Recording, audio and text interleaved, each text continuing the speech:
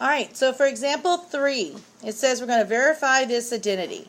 And so what I do is I draw a vertical line because I'm not going to cross that line. I only work one side or the other side, okay? I don't work both of them. Very rarely, if I really get stuck, then I might look at the other side and see if I can get it to that same point. But typically, if you work both sides, you're going to miss where they're actually equal to and not even know it. So, you want to work the left side or the right side? I agree. It's the harder looking side, but we can take that side and make it smaller probably. And never forget, what are we after? What do we want as our final answer?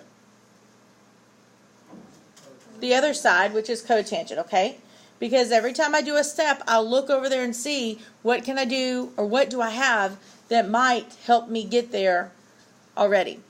So when I look at this left side, I see I have a cotangent on bottom, but I don't need it on bottom, I need it on top. So what that tells me is I probably end up needing something with cotangent on top so to cancel out of the bottom, right? All right. So let's go ahead and let's just see, what can we do with cosecant squared of x minus 1?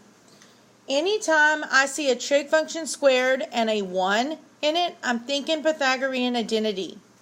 Was there one of those identities that had cosecant squared in it? Yes. What was that identity? 1 plus cotangent squared equals cosecant squared? Okay. So, can I manipulate that to get the cosecant squared and the 1 on the same side? Oh yeah, I can subtract the 1, right? See, I'm up in my thought bubble there.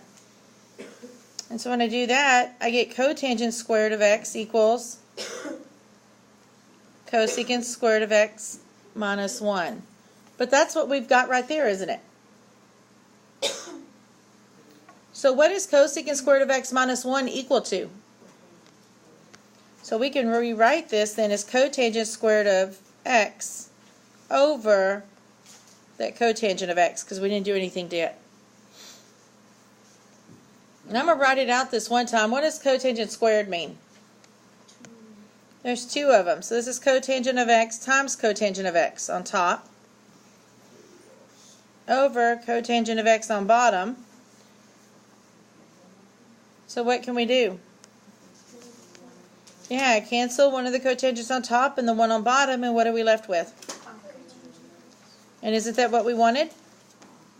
Alright, so to end it, I put an equal sign, and I'm just going to bring this down. So I've just put equals cotangent of x.